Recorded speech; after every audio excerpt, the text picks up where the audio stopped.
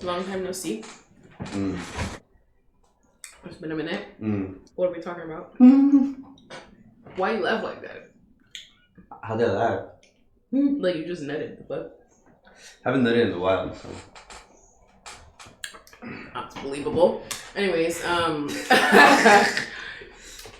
are we gonna do for an intro, bro? You trying to say? You gotta say hello. You gotta. Hi. Are we gonna do it in unison? Like a hi. Hi. That was horrible. We gotta do it again, right?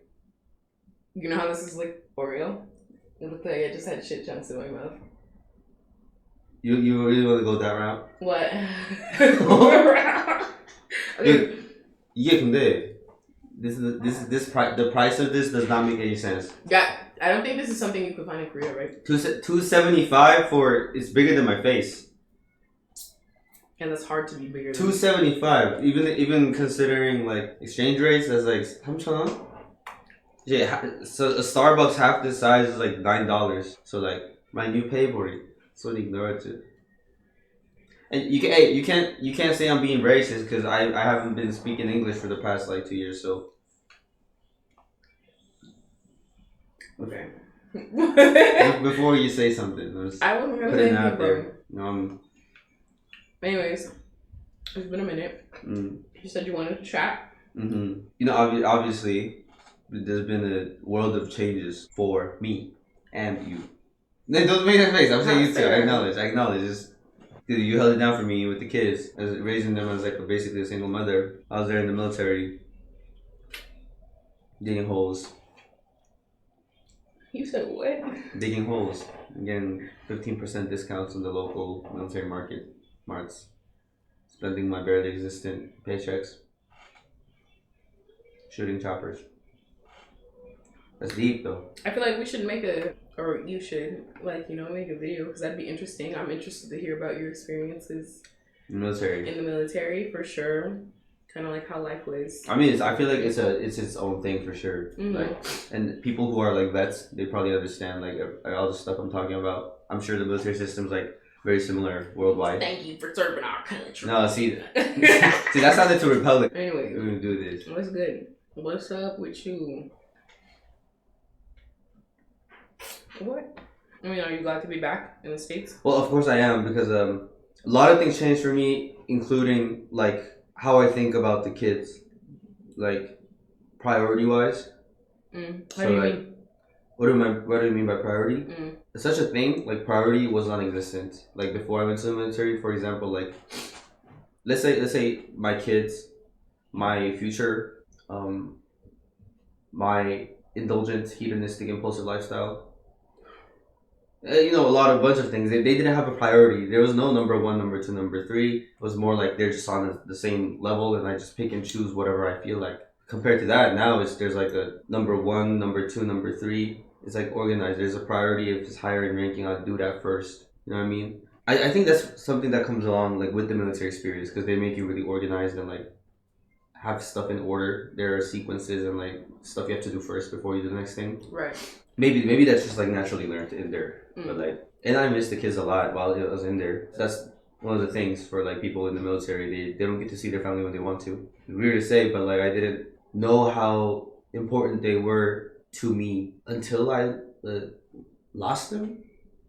How do I put it? You know what I mean, though, right? That's a good way to put it. One of the things they do, they just like take everything away from you. They take like very 기본적인 거, freedom that you have as a normal human being. Right. In the country, like even those things are stripped away. You don't get to have any control of like what you can do or time. Like you don't even get to use your phone most of the day. You don't realize like how thankful you could be for something until you get it stripped away from you. That's what's like one of the things that are required for a person to change. For one, there has to be something that's impactful that causes that change. Like you have to realize like something from a big impact. The more stubborn you are, the bigger the impact has to be. I feel like I'm a very stubborn person. I also think you're a very stubborn person. Who asked you? But bro? okay, I can just already tell that you changed a lot too. Like I had my thing, but like you had your thing for the past like 2 years.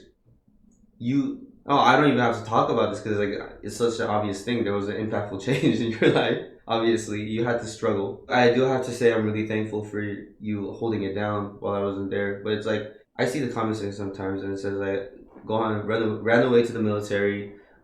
Is it a coincidence that he went at the same time BTS did? Stuff like that. I heard he has a girlfriend in Korea. Just some random stuff that like I don't even think is like, where did it come from? Is irrelevant. It doesn't have any like grounds to it. I should say like. Okay, let's start with the funniest one. BTS. What the fuck? Because nobody in Korea. You have to go as an able-bodied like adult Korean man. You have to go to the military. Yeah, sure, that's mandatory. But nobody wants to go. And nobody that went there would ever want to go back again. For me, it was a very like weird situation where I have 2 kids. Usually that would be an exemption. But around the time I had the second kid with you, the rules changed and they're like, you need 3 kids to get an exemption. And I'm a Korean man. I'm able-bodied. I could not go to the military like using other necessary means, but like that's like, how do I say it?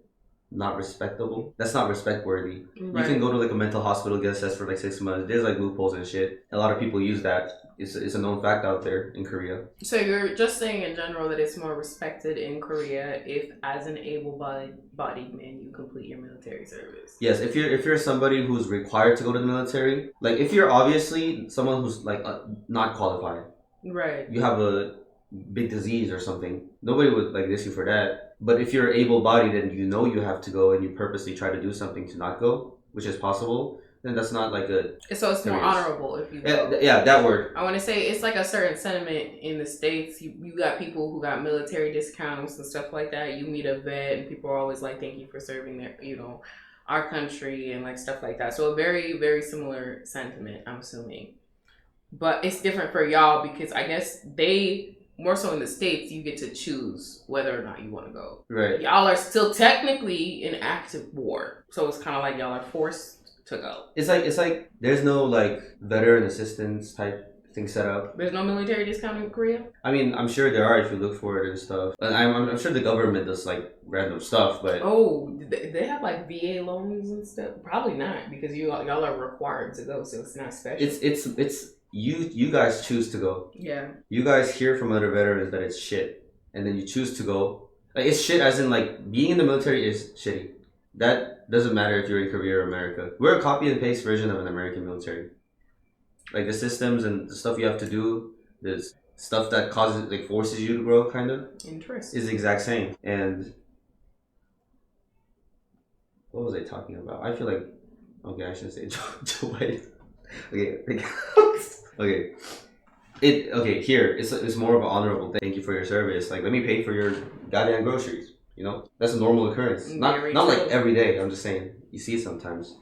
Korea more like. I thought I was gonna fart. Oh. I didn't know, so don't worry. I wouldn't be worried if you did fart. This shake is doing something to me. At least it's good. Is it good? Good as hell. Korea more like honorable 아니고 government side. What can you do? We're gonna press charges and like have you in jail for longer than you serve in the military. So what can you do? Really, it's more of a forceful thing.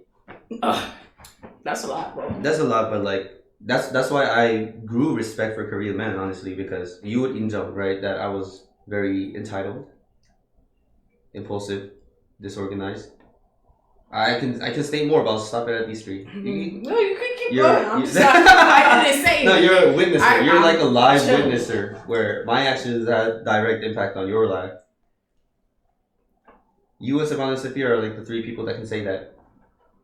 Let me assure you, all that shit gets solved once you go to the military. The way you enter the boot camp, get everything stripped away from you, and then you're like very confused because of like them mistreating you, and then like you have to follow very strict and harsh protocols and stuff. Wake up, like shower in like 8 minutes. All day you're tired as hell. Alright, go to sleep, you're dead. Wake up the next day, repeat that for like... We do it only for a month and a half. I heard from other places a couple months, right? Oh, that is hell over there. Like in the boot camp, that's where you change the most. Actually, initially, you question your life choices, you question your existence and stuff. It's like you get crushed down, rebuild yourself. Crushed down, rebuild yourself. It's an infinite repeat. And then once you go to your actual position, it's much easier on your body, but like the mind fucks you up in the mind because like you have to keep doing stuff that you don't think it makes sense or benefits you. Because think about it, if you live life, you usually take actions that will benefit you in general, right? Make your life elevate or make you feel better. You're not listening. I'm listening. You're I'm listening? listening. I'm listening, bro. I'm listening. Because my talk is boring. Military talk always boring. No, I'm listening. Mm. I feel like, if it's part of your process and stuff, and you feel like this is a form of reflection for you. I wanted to treat it as like an opportunity for myself to grow. Right. I felt lost. I felt confused. I felt really, really like depressed. Like, if I obviously waited out in America, right? Mm. And become American or whatever, I don't have to go. If I got 2 kids, so that's plenty of reasons to keep postponing it. I could have taken that Korean medical whatever route to just get exempted in the first place. But like, it's this thing in the back of your mind as a Korean person. It was one of those things. I gotta stop running away from my problems because I'm so used and accustomed to it. I run away literally from everything, physically too. And I just wanted to fucking stop that thing, this thing binding me by law, like you have to go to the military type thing, instead of keep postponing or like trying not to go, which everybody like recommended actually. Like Korean men will recommend you if you don't have to go, don't go because it's like too much of a stress for somebody for no reason. I thought of it differently because I agree. Even before I went, I agreed that viewpoint. But because I see how the government treats our people that went to the military and came back. Most of those people, I see that they like extremely matured either, or got extremely more capable and independent. And I thought there would be a reason, right? Because like everybody has to go, and most people that come out of that experience grow a lot. And then like after going through it myself and talking to other vets, that's like a natural thing. That's a normal thing if you go to the military. That's why it's like that's one of the main changes. It's weird if it didn't happen for you. Right. Yeah. You talked to a lot of vets before? Probably not. Not really. I mean, my brother is a vet.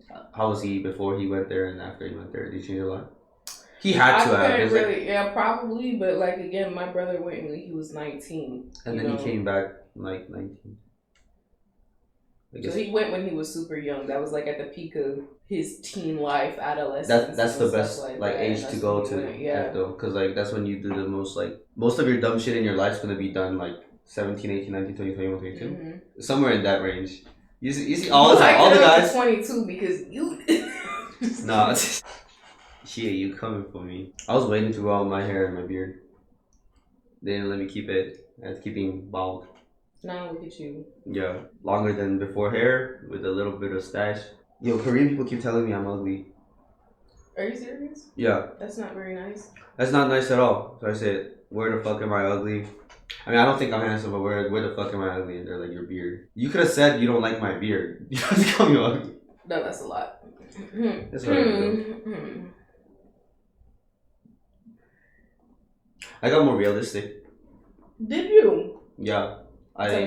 Tell you how. About it. Yeah, elaborate. Don't even begin, because like before I remember, like me just like, if you're not realistic, you can like, not get shit done. You agree with that? You can talk, you can dream, you can yap, and then if you really look at what's being done, nothing will be done. If you're realistic, you're looking at reality, right? You're looking at a set of rules, set of culture, behavior, what society expects from you. Like, what will happen if I make this stupid choice? What will happen if I make this long-term great choice? That's reality. If you're not in touch with reality and you live in your own mind, like kind of like the way I did, the stuff you think about and the way you talk gets further and further away from what's normal. I'm not saying that's a bad thing. I think it could be a really good strength that I have. At the end of the day, when you're all talking, you get nothing done. Like, let's say I promised you, hey, like we were together, like back then, I'm gonna get you. I shouldn't even say I'm gonna get you roses. That should be a surprise, right?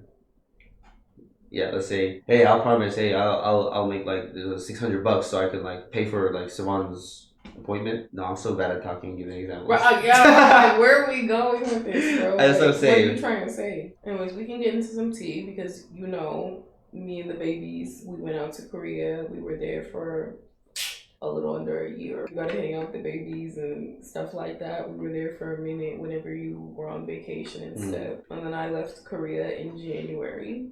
When me and the babies left, me and you, I won't say we were on bad terms, you know what I mean? But like we weren't on good terms. When, we left. That was a lot.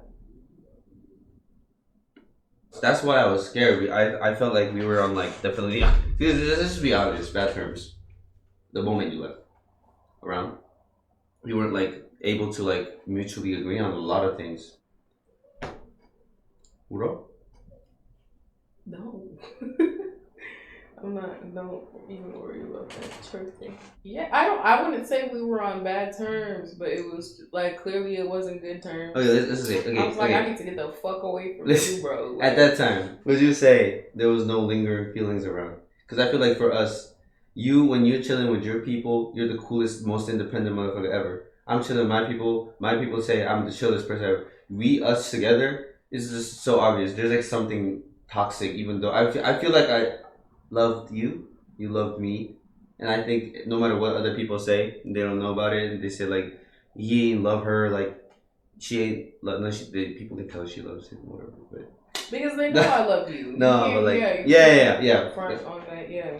But I feel like it was actual love. I feel like it was just sometimes it's just too toxic between two people with their cultures and their like their view on life, just the way the things each other prioritize. If it's too different, there's a lot of clashes. If it's when it has to do with small things, I like to play golf. Like if those things are different, it doesn't matter at all. But when it comes to like, you know what I mean though? Family values, religious, political, just like what your like traits are. Those like big things, right? Mm-hmm. What was that stuff Jordan Peterson said? Like he said something really smart. Ethical values. He said that's of most importance when it comes to like a successful marriage or whatever. If your ethical views are very different, that's gonna be a really like a challenge. I believe that we went through that shit. Well, yeah, but I also just believe like just being honest, we had different priorities from the start. Like when we met, we were, you know, what, 18, 19, so very young, right? Very much still like in the college kid mindset. Then I get pregnant when I'm 20. For me, it was an immediate switch. And I mean, we've had this conversation multiple times before. The way that I grew up, like hyper independence. I got a job when I was 14. I bought myself a phone. I bought myself a car, taking care of my own. When I found out I was going to have a baby, for one, abortion was just never an option. Blatantly speaking, that was just never an option for me. And I mean, I would say I'm pro-choice in the sense that like, I don't care what other people do. Like, it's your life. You do what you want. Just for me, that was not an option. Like, if I knew that that was the consequence of a choice that I made, I don't even have to say I'm going to suffer the consequences because the babies are the happiest thing that's ever happened to me. But that was something that I took stride, and I was just like, okay, like I'm gonna be a mom. It was almost an immediate switch, and I feel like that tends to happen with a lot of women because like we're the ones that are growing the baby, right? So it's like off jump, then it's like, okay, now that I'm pregnant, I already have to start living a different lifestyle. I feel like a lot of men or whatever, you don't really have to change anything. Like, you know what I mean? Like at the end of the day, you nut. That's all you have to do. Like, women go through so many like what is the word? Physiological, psychological, physical changes, like the whole nine, right? And so for me, even at like 20 years old, it was like I have no choice but to grow up because I'm about to be somebody's mom. And I had, from the time that I found out I was pregnant to when I had the baby moving onward, to kind of process that whole thing. And I don't think really nobody's ready to have a baby until you have a baby. And I feel like for you, it was still a huge disconnect where it was just like, you didn't really have to go through a lot of the things that I went through, which is totally fine, right? Like, it's life, it's nature. No two people are going to have the same experience. I thought about this specific thing you're talking about right now in the military so many times. I came to like a conclusion. You are from a household where your mother raised 4 kids. Yeah. From a Christian family with a Haitian background. And you are hyper independent from a young age. Your family values exceed the normal person's. You wanted something very like family internal love thing. How do I put it? 8 kids and a dog in the backyard with like every Sunday church. You know what I mean? Like that stereotypical like lifestyle. You told me I think I'm pregnant. My initial reaction wasn't like, but it was more like, oh, the sky is beautiful. I was like, I'll take responsibility. However, I feel like I did not have the maturity to take, like I haven't had any experience of actually taking the responsibility. Me coming from a entitled, honestly, just plainly rich family. Like if you go to my grandma's house, it looks beautiful. People saw that and commented on it, said like I didn't know Gohan's house was that normal. Like when you talk about finances, probably sure. The other grandma, she got like 5 buildings. She tried to give me a third of one of it, and I rejected it because I felt like something's wrong with me. This is something I thought when I was like 18, 19. Something's wrong with me. I think it has something to do with independence. You know, being independent. Right. I don't know how to solve it. I don't know how to approach it. I never had somebody teach me or had like shit, because now I sound like I'm talking shit about my dad, but like a male figure to teach me how a male operates. Like, I'm not saying in a toxic masculine way. I'm talking about like, how do I testosterone? I don't know. Because my dad was there, but he wasn't at the same time. He tried his best because that was what he was given to him. He did not have a great childhood at all. He had everything worse than I did, and so he did not know how to raise a child, or never had a grasp of it. So he did what he did. I believe that when he says he tried his best, he did. But like, that doesn't change the fact that like certain requirements have to be met for the child to grow without trauma. Like, you could say you tried your best later. It doesn't matter if your child's already like have certain tendencies or have certain trauma or problems, PTSDs. You know what I mean? Like, they have codependency, they have love deficiency, they don't know how to do shit. I didn't want to be that. That's one of the really big reasons that I decided to come back. I could have stayed in Korea. I was done with my service. Nothing like tying me down. Like, I don't have shackles no more. And I got myself a studio too. But then, like, after you left in January, I thought we were on bad terms. We rarely talked. We only talked about like really, really urgent or important stuff. Yeah, aside from that, child support. Yeah. That was the only time that I was talking to you was about child support. And then we talked one more time, like right after I was done with the military. I asked her a question, right? I was like, hey, if I somehow make it in like Korea, and then like one day I decide to like go to America, are you gonna let me like hang out with the kids or see the kids? And she never have once said like, I will not let you see the kids. I know a lot of mothers do that. She has never said it. I don't know why. For some reason, I thought she wouldn't let me either. Like, that was like almost like a factual thing that I've like settled inside my own mind. And then she was like, why would I ever not let you see the kids? What are you talking about? Of course you can come whenever and see the kids whenever you want. And I was just, did I cry?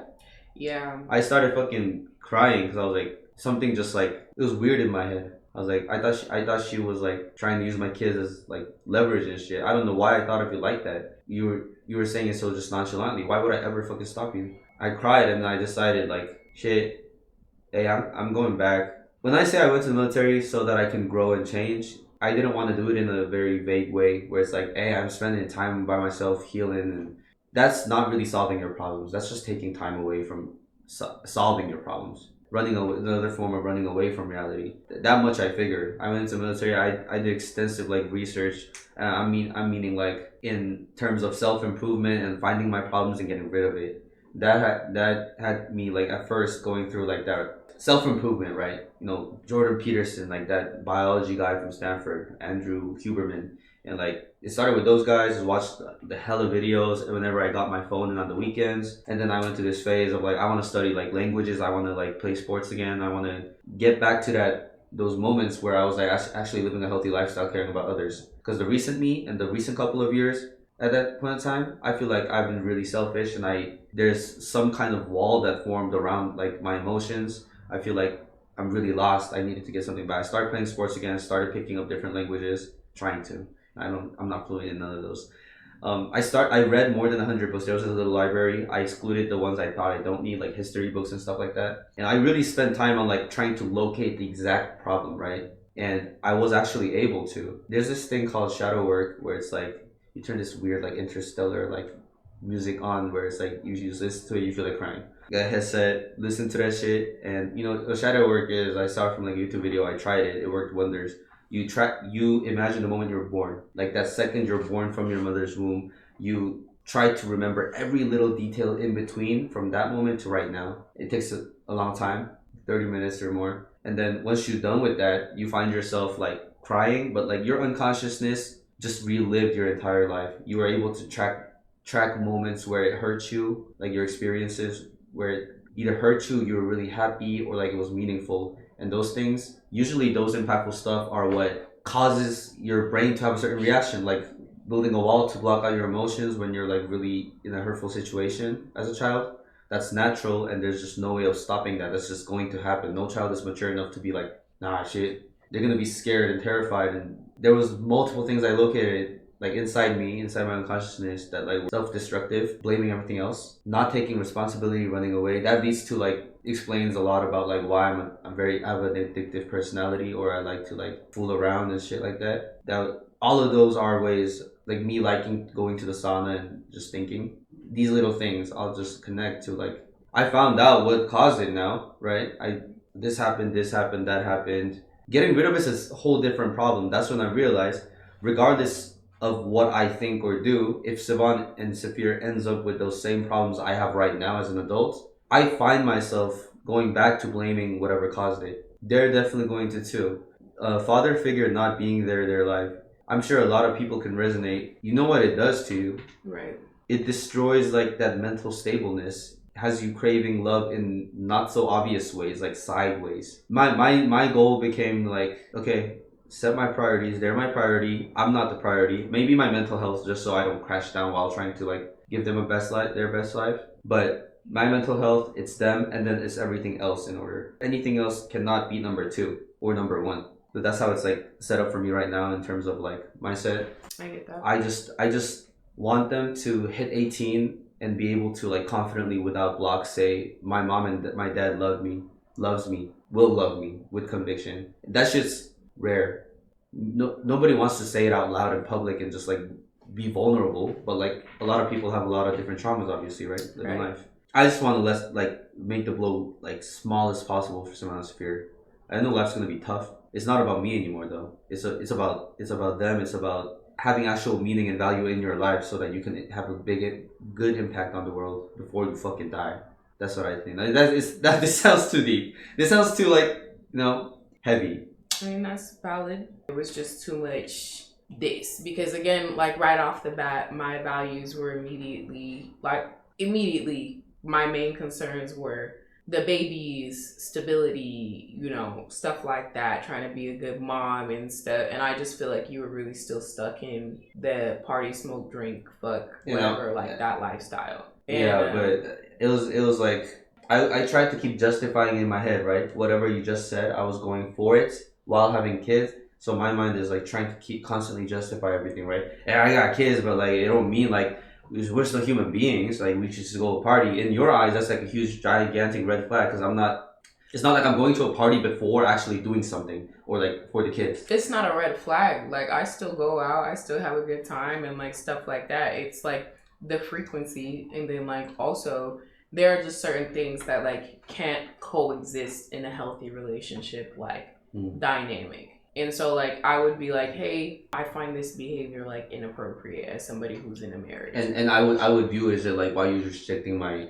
You would find it controlling. Yeah, why would you be okay with being that controlling? Yeah. And then it's, like, it's a completely opposite viewpoint. It's, like, it's really hard. It's not opposite, though. Again, it fits your narrative, because I remember certain times where I'm like, how would you feel if the shoe was on the other foot? If I did some shit like that to you, how would you feel? And you were like, well, fuck, like, I wouldn't like it, but it's a double standard, right? Because, again, I'm not gonna go in too much, but I'm just like saying. But yeah, that was that dynamic for a long time. I remember the last conversation that we had before you were like, you know what, I want to come back and I want to see the kids and shit. We were talking, you were crying or whatever, and then you told me that I was a good mom. That was something that genuinely touched my heart, because I feel like that was the first time that I had gotten some genuity from you in a long time. Listen. If I say you're controlled, right? And the reality is that you're just being worried about my impulsive behaviors and like the stuff that's not going to be helpful to the kids or the family. That's the reality. You said your part, and I found it controlled. That's a different story than when something's just there can't be two opinions about it. All your actions and your direction show that you care for the babies and you're in their best interest. How do you say it? Of course. You have their best interest in mind. Right. Like, all of your actions was based on that. So no matter how I try to like think about it in a different way, it's just simply not possible. Because that's a genuinity you felt. I'm not like, I really think differently, but like, it's cool, I respect you. You don't got anything. I was like, I really think you're like a good mother. Because I really do believe that you're a good mother. So that's why you felt that genuinely. But like, and then to address the whole like not keeping the babies away and stuff like that, I think all things considered, as a mom and me just wanting to do my best to be a good mother, it's tough. There's duality in the situation, right? Because there is a part of me that's like, I want to do everything to protect my children. And if that means keeping them away from somebody who exhibits toxic behaviors or whatever, like the whole nine, it's like, if that's what I have to do, then that's what I have to do. But then also, you being their father, right, throws in like a whole nother curveball, because I would never, I'm not gonna be, I don't want to be that mother, like the bitter baby mom and stuff like that. I hate how that narrative is spun a lot of the times. Let's be honest about the situation. There are some women that are genuinely just out there mad that their baby daddy doesn't want to be with them or whatever. He did something. They're just like, yeah, they do use the kid as leverage. So I understand those narratives. I understand that concern and like stuff like that. But like at the end of the day, it's like, for me, the way that I process the situation is if I'm raising my kids to be the best that they can, because I feel like the time that we have with the babies is limited, right? Like, the whole point of parenthood is to raise these people to go on and be their own adults later on in life. So I'm like, if I'm raising my kids well, like I hope that I'm raising them well, then I should raise them enough with like enough good values and morals to make the best decisions for themselves. So as hard as it was, sometimes still is, for me to make decisions regarding this entire situation, I never want to be that in between that was like, mom is the reason why we never saw dad, or like you be like, Rose is the reason why I never saw my children. So if I raise the hell out of my kids, like I know the fuck I can, and I will. And if they feel like having a relationship with you is something that they want to do, then I have to trust them to a certain extent, you know, that this is going to be a healthy dynamic for them. And eventually, if they find that it's something that doesn't work for them or whatever, then that's their thing to decide. You know, right now they're still really little, but the beautiful part about that is that they don't really know anything else but except love. For that, their instincts and like that genuine form of love. Right. That's right. all they can go off of. They don't have enough knowledge and experience. If they feel right about someone, they don't like them. If they feel off about someone, even if they're smiling, they're gonna hate them and run away. They're like instinct balls. Yeah. Not balls, that sounds weird. Instinct fur balls, because they're cute. No, why do I keep saying balls? I have big balls. They're like full of like, they're like pure. That's what I'm saying. That's see, I'm so horrible at talking and talking for myself. Like I'm so horrible. Wow. Like, my kids love you. I have nothing else I can say. That's what I was worried about. We did like video calls and stuff before I came here, and then they were mad. The babies were mad at you. Yeah, but like the one thing I was worried about is like if I look into their eyes, even if they're saying they're mad or they're like running away because they're like nervous or something, if I see that like them trying to do like eye contact for like 2 or 3 seconds, they're not really trying. It just happens. That means they want me. But like I was like, all right, let's see how they react. And then like at the very beginning though, they weren't mad. They were like, oh, it's daddy. They were like happy and stuff, and I was like, shit, I thought you guys are like little, so like you guys wouldn't remember me, because like I don't remember anything before I was like 5, you know. And apparently it's not the same for them. Yeah, it was getting sad, you know. It would be to like the point where he would like FaceTime them. And like, you know, my brothers have been very helpful in the situation. My older brother, he bought like an iPad for the kids so that they could have communication with the Korean side of the family without having to go through me. Like, you know, we downloaded the Kakao and taught them how to use it and stuff. So they were communicating like pretty frequently, and I thought that was very sweet. So shout out to big brothers. I'll say that the biggest thing that I learned from this entire ordeal, every individual's life is for them. And that's not to say that, you know, bringing other people into your life, like, it doesn't affect them, because it does, like, at the end of the day. But your life is for you. Everything happens for you. Nothing happens to you. It happens for you. Whether it's for your betterments, like, you know, growth in certain areas or whatever. Once you start to change your mindset and realize that nothing is happening to you and everything is happening for your better, for your good. You know, my mom would always say, like, not everything you go through, God puts you through. Like, sometimes he allows certain things for you to happen and stuff. But I think in this situation, I had to learn, and trust me, it was tough, but to be able to give people grace. I've always had like a huge problem with forgiveness. I still do. It's one of the toughest things that I struggle with, because like at the end of the day, it's like I know how I move and how I would never do somebody like that or whatever. So it's just like when somebody does you dirt, like it's a slap in the face. It's hard to like bounce back from that in any capacity. Like in the same respect, not everybody is meant to be in your life. Not everybody is meant to be cut off. You know what I mean? Like in the same respect. And so it was a very difficult thing for me to try and like process a lot of the things that were going on. I had to give myself grace in the situation and obviously give you a certain level of grace for us to be able to co-parent. I forgive you, you know, for the most part. Not gonna lie, for the most part, I forgive you. I hope that you forgive yourself, like moving forward as well. And just like what I took from the experience is that it's everybody's first time living life.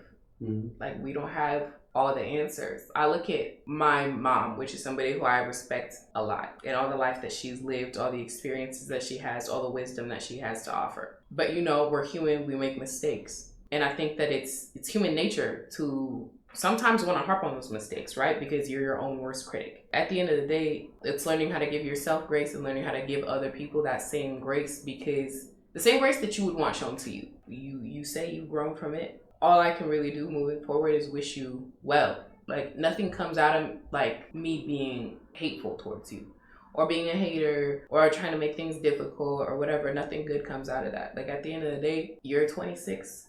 This is your first time being 26. Nobody taught you how to do that. And the same thing with all the previous ages and stuff like that. You're just living life and navigating it the best way that you know how. As long as you really feel like you've grown and learned from the situation and stuff, like I could never wish you wrong. All I can really do moving forward is wish you well, because I know that if you do well, then hopefully in turn that means that you'll be better for my babies. And I want the best for them. And if this is what it took for you to be better, then this is what it took.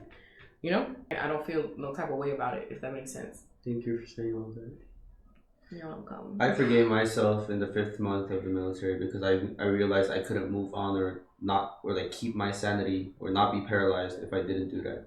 I never even thought of the concept of forgiving myself, and then I just somehow realized at one moment, if I don't, I'm just gonna keep reliving past traumas and like histories and like, you know, stuff that are not good for my mental health, right, forever and ever. That you see, I've seen like very old people still not forgiving themselves for their past sins, and that gets them stuck.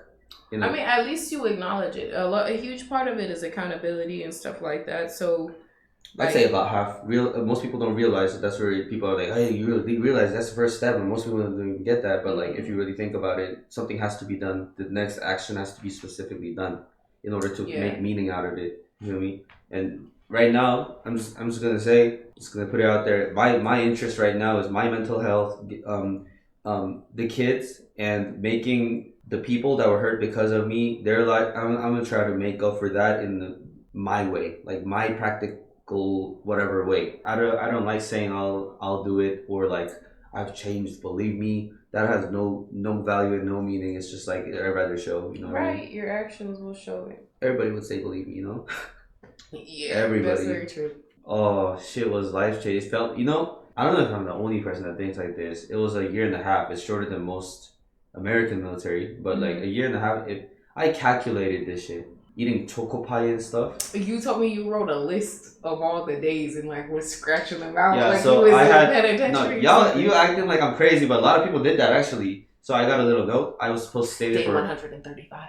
I did that, but like, hey, stop making me sound crazy though. It's like that's the experience is 550 days until I'm, you know. First day I drove 550 like circles. And then I kind of didn't do it for like a month because it's Tuki-chan, right? And then I got back on it and I was counting every single day after that. I was going crazy in my mind. The average flow of time got slower by like 3 times. But when you're focused on the fact that you don't want to be there, it gets slower like 10 times. When you're focused on something else, it gets back to normal speed of life. And then all in all, every single day goes by super fast. A week just does not go by. You probably will never get it though, but like, it is what it is. It's like you keep looking at your like phone or like calendar and stuff. A week just does not pass by. It feels like a year. 진짜로. 진짜로. You have anything else you want to say? Nah, this was just a short talk. Probably not. You said short. Yeah, I really did feel like, you know, imagine, right? Not addressing something. and having some closure. The thing about the mind is that like, no, I'm getting too philosophical. I'll just stop there. I'll just say. The thing about the I'll just say it was like a basic. Fucking according to my calculations, head ass. Respect thing. It's like for not only myself, you, kids, everybody. It's like it's overall general respect. The closure, the concept of closure, right? You need to talk about it and then just talk about it, finalize it, and then you can move on to the next. You have your life that you're going to try to elevate. I have my life I'm going to try to elevate. We have a common interest trying to elevate our kids' lives. Yeah, and then in order for something to go to the next step, it really needs to be resolved. If you think about it, it'll stop you in the mid tracks, and that's frustrating. I agree. I love you forever. Don't make that face. I know I meant it in a platonic way. You know what I'm saying? Because you're my baby's mother. See, my English, this is what I'm saying. I sound like I still got it, but like I get words wrong. Plural. You good, bro? Yeah, I'm just chilling. I've been in a good mood ever since I got out of the military. You can only imagine. Yeah, I bet. Probably a trick. I say average three times slower, right? I've been there for 4.5 years in my mind. Like dog years. Yeah, like dog years. That exactly. Well put. Your brother 4 years, right? He's been there 12 years. He was there for a long time. He came out and he's like a 32-year-old man in certain ways. Yeah, listen. He shows exactly what vets are like. It's topped up it, and there's no like soul. Like I had a conversation with him earlier. He was helping me out with something earlier that I needed his assistance. In his car, he asked. We were talking about the military, right? And I was like, Justin, you're like the only person that asked me how does it feel like to be a vet. No one really cares. Probably because you're a vet too. And he's like, yeah, I mean, like, and then we started talking about the military experience. And at one point, he was like, we're talking about change and like how it occurs specifically for military people, why and how does it, you know? And he's like, go on. Did you want to do drugs 2 years ago? I was like, I think so. I remember. He's like, you did. I was like, oh shit. He's like, do you want to do drugs now? Why the fuck would I do that? Why, when drugs is just one of many hedonistic ways of escaping your reality, would I choose specifically drugs? And why? And you can't really enjoy a hedonistic lifestyle unless you really got your unconscious mind settled, like you're in a good spot. Once you're in a good spot, why would you risk all that to do drugs? It just doesn't make sense in any type of way. He's like, see, you focus and prioritize on different things. So I was like, oh shit, you're right. And it's like 1.5 years for me. You were there for like, he said 4 years. He probably felt like it was 12 years or more. He probably lost his mind in the 3rd year. Yeah, and then you just be numb to everything. You just get shit done. You're tired of talking and yapping and seeing people say they'll do it. It's just like if there's number 1 to 12 and it takes logically 2 hours to do it, it's gonna be done in 2 hours. And you're gonna hear something from your superior if you don't get it done in those hours. For example, you chama for that little 1 hour lunch break where you can like, you know, enjoy your time off or like witcher, like where you just go out and then you have to come back by a certain time and then it's hell all over again until you go to bed. You're just waiting for that sleeping the moment you wake up. It's not a way to live. I would recommend it, but at the same time I wouldn't for anybody. It's like I never saw somebody who like a vet who said I want to go there again, except for some people. It's the same in Korea. Like if I give you $1 million, will you do the military again? And they're like no. So for $1 million?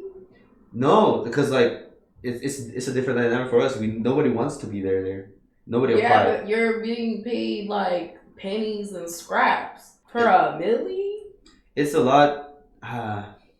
Yeah, it's still pennies and scraps, even though it like raised by a lot every year. Yeah, I'd be like, yeah. My dad got paid like $6 or something. That's what I'm saying. You wouldn't. No, be honest. Be so dead ass right now. You wouldn't go again if you knew you were gonna come out with $1 million. No. Because that's no way to live life. You only live once, and you either chase an imaginary ghost called pleasure, or you get your shit together and make something happen or help others. Either way, you don't want to spend your time in the military, although it has its perks. Somebody who's really struggling in life. What about for $2 million? No, I don't care. I don't do it for $2 million. 1.5 years. Think about the time I could just spend with my kids or grow or like, you know, get my shit settled. You know what I mean? Fuck the military. You did. It's a lifesaver though. What? Because this was so fucking crazy. When we were talking about you coming back and surprising everybody in like the flights and stuff.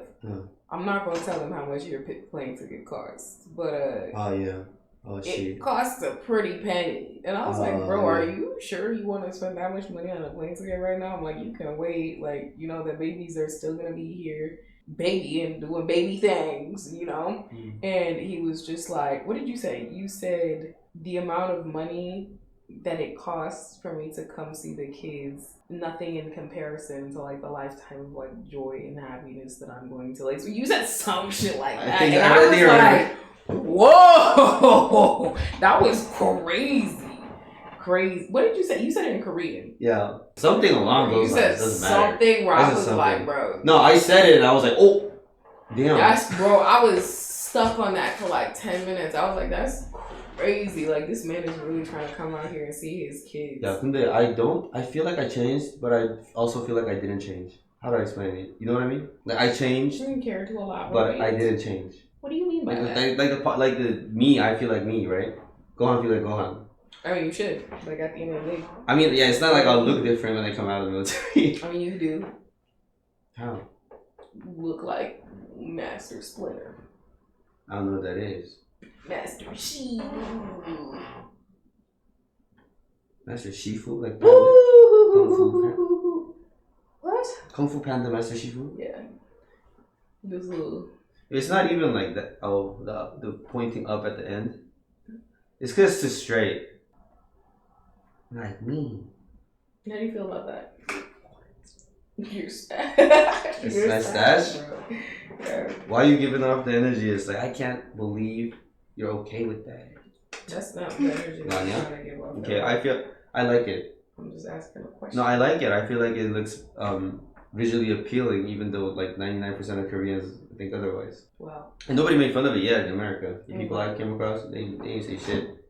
Yeah, you about to get it in the comments. They about to. No, just scare be honest though. your Hold ass up. No, hold up. Be Black honest people are though. for professional roasting. Listen, it's just a mustache that's a little bit more Asian looking. It's just a mustache, you know. Like, it doesn't look bad. I feel like. People are about to be like, da, da, da, da, da. See, now that's Comments, racist. bro. If you do dun dun dun dun dun dun dun kwang, if you do some shit like that, that's racist. You just did it. I'm Asian though. That's racist. All right, fine. I'm racist. I'm You not said though. it. I'm not though, because I'm the one rocking the Shifu beard. How can I be You racist see to it? myself? You see it? You just admitted that it looks like Master Shifu. That's because How you is that keep racist? referring it to a Master Shifu. Master Shifu. Where? Where's the lie? What? What did you just do, bro? Some kung fu stance. You know, I learned some boxing before I came here. Oh, show me what you got. And the kids better not have like people trying to like hurt them. You know, Oh, right. my country prepared me for Because it. my big bad tough dad will come and get you. Not big, definitely not big. You But said I'll get pause. you. I'll get you. If you touch my kids, I'll get you. I don't care who you are. Well, why I oughta. What? What is this? Listen here, Buster.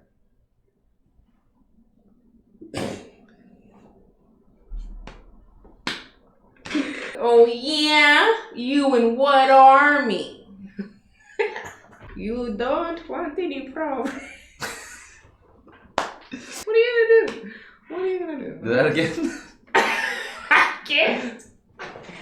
You don't want no problem. You know, I can actually try to pretend to be whatever I'm not though. By the way, Because like Korean people think I look kind of I have the face of a Dongnama. You know what that is? Southeast Asian. yeah, If I go over there, they think I'm Korean. If I go to Japan, they think I'm Japanese. If I go to China, It's they the think I'm teeth. Chinese. That's disrespectful though. whoa, Even though it's factual. whoa. So desu ka? はい。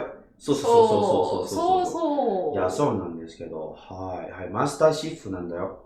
そう。Anyways, you good, bro? Hmm. I feel like that was a good little chat. That was nice. Hi! With your McDonald's. Bro, actually, yeah, let's get into it. Let's talk about some real fucking racism. No. Okay, I was Pause. racist. But it's Yeah, you were. And let me tell the story. Because the other day, we were talking about how to say McDonald's in different languages. Don't ask me why, but it was just something that came up in conversation. And he was like, I wonder how you say McDonald's in Chinese, right? And so I was like, it's McDonald's. And he was like, Hey, no, you can't say that like that. Even though it's funny. That's, bro, where's No, your because phone? Where's the phone? Where's the phone? the conversation. No, I know what it is. No, because put some respect on my name. Get out the phone, type in McDonald's in Chinese, the simplified version, and tell me that I did not pronounce the heck. No, because she was like, how do you say it again in Korean? I was like, McDonald's. And she was like, how do you say it in Japanese? I was like, McDonald's. And then she was like, how do you say it in Chinese? I was like, how would they say it in Chinese? And she was like, McDonald's. I say it again. I literally said McDonald's. See, okay, and then I was like, that's fucking racist. And she was like, yeah, what the fuck? That's how it is. It was racist. No. Do it again. McDonald's. Yeah, it's not McDonald's. McDonald's. But is it why? I'm just like, why do you say it like that? Y'all Chinese. Why you say it like that? And then at the same time, I'm racist because like that's how they say it. That's just how it is. You can't say shit about culture. McDonald's. I thought when people were like, you're saying like ching chang stuff like that, I thought they were making fun of Chinese people, but that was actually how they talk. McDonald's. Oh, you're more accurate. McDonald's. See, it sounds wrong. That's what I'm saying. Like in America, especially, it sounds fucking wrong to say McDonald's. Okay, you done? Mm. Good chat. Good chat.